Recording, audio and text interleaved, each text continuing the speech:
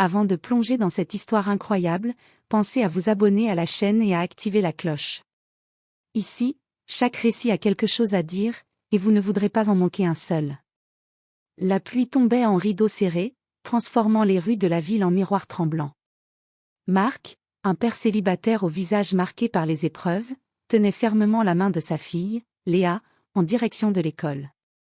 Chaque pas résonnait dans le silence humide, interrompu seulement par le fracas lointain d'une sirène et le clapotis de l'eau contre les chaussures. Soudain, un cri perçant fendit l'air. Au coin de la rue, une voiture noire surgit, dérapant sur le bitume mouillé. À l'intérieur, Élise, la fille unique du PDG le plus influent de la ville, était visée par un tir soudain, un acte prémédité que personne ne pouvait anticiper. Les passants se figèrent, terrifiés. Sans réfléchir, Marc se jeta devant la trajectoire de la balle. Le coup de feu résonna comme un coup de tonnerre. Le corps de Marc s'effondra sur le sol, son bras protégeant Élise. Le temps sembla se suspendre, le monde autour d'eux se brouilla dans une tempête de pluie et de sirènes, tandis qu'une main fragile serrait la sienne. À l'hôpital, les machines bipaient avec une précision clinique.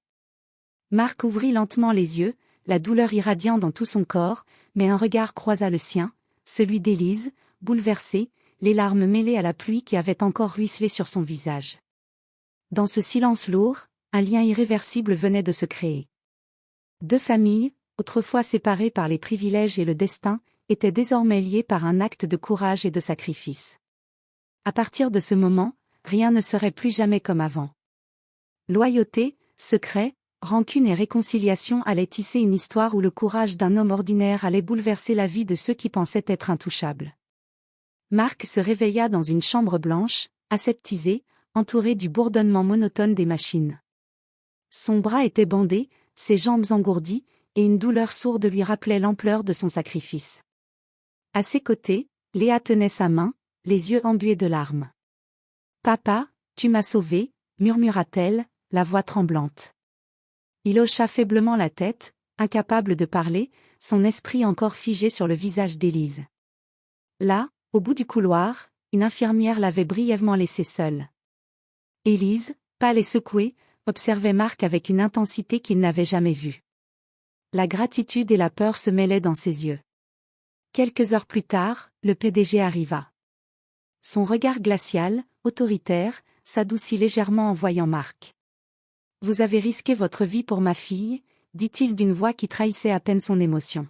« Vous devez savoir que je ne l'oublierai jamais. » Marc sentit une lourdeur étrange dans son cœur.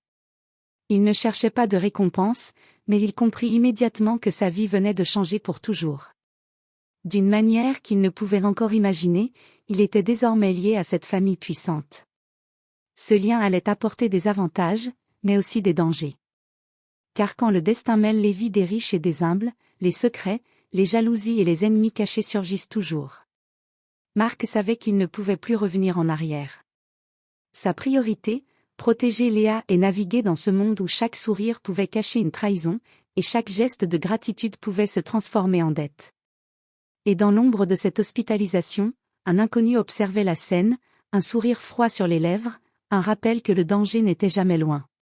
Depuis sa chambre d'hôpital, Marc observait discrètement le va-et-vient du personnel et des visiteurs. Léa jouait calmement avec ses jouets, mais ses yeux revenaient sans cesse vers lui, comme pour s'assurer qu'il allait bien. Marc, lui, sentait un poids étrange dans l'air, un sentiment que quelque chose d'invisible mais menaçant se rapprochait.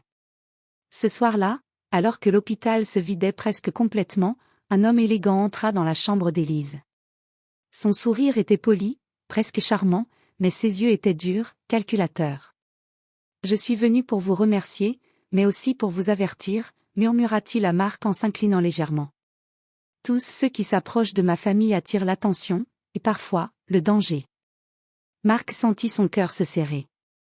La gravité de son acte héroïque commençait à lui apparaître dans toute son ampleur.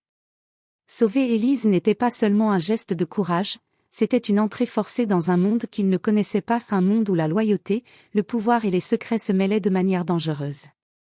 Le lendemain, Marc rentra chez lui avec Léa, mais rien n'était plus comme avant.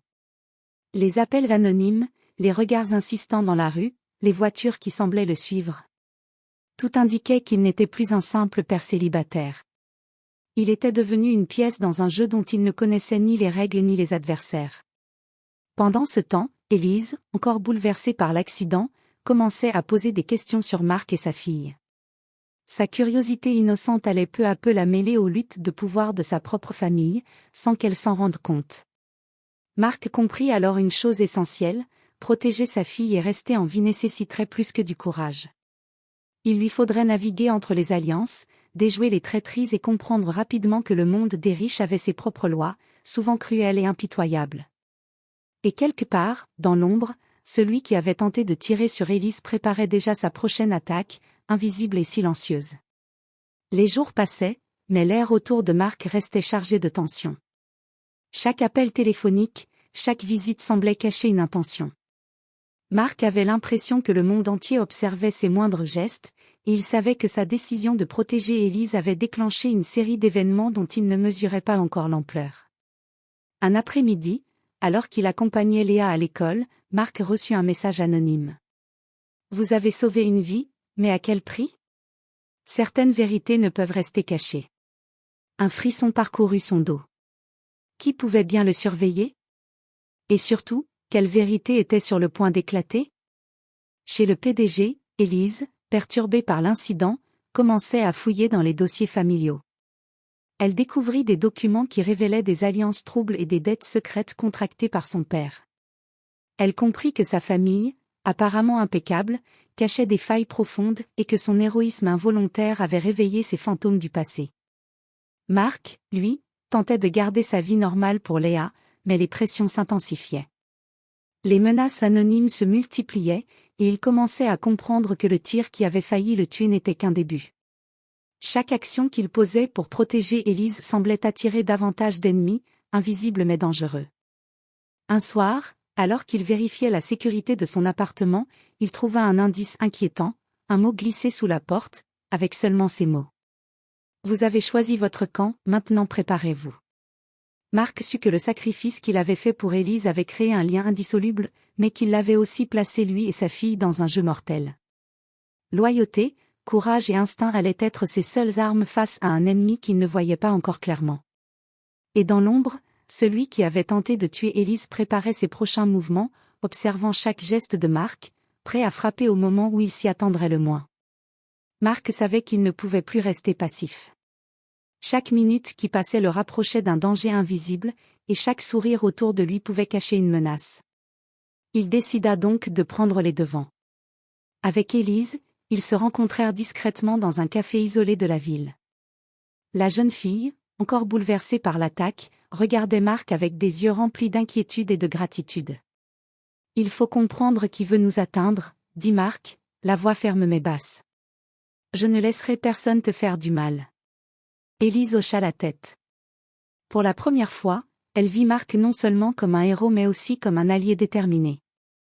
Ensemble, ils commencèrent à assembler les pièces du puzzle, les ennemis potentiels, les dettes cachées du PDG, les alliances dangereuses. Chaque indice les rapprochait de la vérité, mais révélait aussi que le monde autour d'eux était plus sombre qu'ils ne l'avaient imaginé. De retour chez lui, Marc renforça la sécurité autour de Léa et mit en place des précautions pour Élise. Il ne pouvait plus se fier à personne, sauf à lui-même et à sa fille. Mais il savait que la vigilance seule ne suffirait pas. Pour protéger ceux qu'il aimait, il devait découvrir l'identité de l'adversaire et comprendre ses motivations avant que le prochain coup ne frappe. Pendant ce temps, dans l'ombre, l'homme qui avait tenté de tuer Élise observait chaque mouvement. Son plan se précisait, et il savait qu'un simple geste de Marc ou d'Élise pouvait changer le cours de son dessein. Le jeu venait à peine de commencer, et les enjeux allaient bientôt atteindre un niveau où l'innocence et la naïveté n'avaient plus leur place. Marc et Élise se comprirent alors. Pour survivre, ils devaient unir leurs forces, affronter les secrets et trahisons de la famille du PDG, et surtout, rester unis contre un ennemi invisible mais déterminé. La nuit était tombée sur la ville, et Marc sentait la présence de quelque chose de menaçant autour de son appartement. Chaque pas résonnait dans le silence, chaque ombre semblait prête à se transformer en danger. Léa dormait enfin, inconsciente du risque imminent, et Élise, restée pour aider à rassembler les indices, fixait anxieusement la porte d'entrée. Soudain, Un bruit métallique retentit dans le hall, quelqu'un essayait de forcer la serrure. Mark attrapa discrètement un bâton de fer qu'il gardait sous le canapé. Le cœur battant, il se précipita à la porte et surprit 2 hommes masqués. « Qui êtes-vous » cria-t-il, la voix tremblante mais résolue. Les intrus ne répondirent pas, mais un mouvement rapide les trahit. Mark bondit en avant, frappant le premier avec une force inattendue. L'autre tenta de fuir vers l'escalier, mais Élise, courageuse malgré la peur, le bloqua en refermant la porte derrière lui. La confrontation fut brève mais intense. Mark, protégeant sa fille et Élise, réussit à neutraliser les intrus jusqu'à l'arrivée de la police alertée discrètement. Pendant que les hommes étaient emmenés, Mark trouva un indice crucial sur l'un d'eux, un carnet rempli de noms, d'adresses et de notes sur la famille du PDG. Ce carnet révélait que l'attaque contre Élise n'était qu'une partie d'un plan beaucoup plus vaste. Élise, encore sous le choc, regarda Mark avec admiration et une confiance nouvelle. « Vous m'avez sauvé, et maintenant vous allez me protéger jusqu'au bout, murmura-t-elle. Mark comprit alors que leur alliance était devenue plus forte que jamais. Ce soir, il n'avait pas seulement protégé sa fille et Élise, il avait découvert l'étendue de la menace qui pesait sur eux. Et il savait que la bataille ne faisait que commencer. Chaque pas en avant les rapprochait de la vérité et du danger final. Dans l'ombre de la ville, quelqu'un observait la scène à distance. Un sourire froid se dessina sur ses lèvres, le jeu venait de devenir plus excitant. Les prochaines pièces allaient tomber, et cette fois, personne n'en sortirait indemne. Le lendemain de la confrontation, Mark décida qu'il ne pouvait plus attendre que les événements dictent leur vie. Avec Élise à ses côtés, il commença à étudier le carnet trouvé sur les intrus. Chaque page révélait des connexions surprenantes, noms, adresses, dates, tout semblait indiquer qu'un réseau complexe, mêlant affaires obscures et rivalités familiales, planifiait quelque chose de plus grand encore. Élise, encore sous le choc, montra un point particulier dans le carnet. « Regardez ça », murmura-t-elle. Ce nom revient plusieurs fois. « C'est mon oncle. » Mark sentit un frisson parcourir son échine. Si l'un des membres de la famille était impliqué, cela signifiait que le danger venait de l'intérieur. Tout ce qu'il croyait savoir sur la loyauté et la sécurité d'Élise venait de s'effondrer. « Il va falloir jouer finement », dit Mark en serrant la main d'Élise. « Nous devons découvrir ses intentions avant qu'il ne frappe à nouveau. » Ils décidèrent de se rendre dans l'entreprise familiale sous prétexte d'une visite officielle. Déguisés et prudents, ils observèrent les employés et les allées et venues, notant les visages suspects et les comportements étranges. Chaque conversation interceptée, chaque regard échangé devenait un indice précieux. Mais plus ils enquêtaient, plus Mark sentait le piège se refermer. Quelqu'un savait qu'il fouinait dans les secrets de la famille. Un sentiment d'urgence grandissait, il ne s'agissait plus seulement de protéger Élise et Léa, mais de dévoiler un complot capable de bouleverser toute la famille du PDG. Ce soir-là, alors qu'il retournait à l'appartement, Mark remarqua une voiture qui les suivait discrètement. L'ombre de l'ennemi devenait tangible. « Nous ne pouvons plus reculer », murmura Élise. « Il faut savoir qui veut nous atteindre, avant qu'il ne soit trop tard. » Mark hocha la tête. Leur enquête venait de commencer officiellement. Chaque pas les rapprochait de la vérité, mais aussi du danger ultime. La tension était à son comble. Mark et Élise avaient suivi les indices jusqu'à un manoir isolé à la périphérie de la ville. Chaque pas sur le gravier résonnait dans la nuit silencieuse, et le vent semblait porter les murmures d'un danger imminent. À l'intérieur, ils découvrirent enfin la pièce secrète où étaient centralisées toutes les notes et plans des attaques. Les preuves montraient clairement que le cerveau derrière l'attaque contre Élise n'était autre que l'oncle lui-même, motivé par la jalousie et le désir de prendre le contrôle de l'entreprise familiale.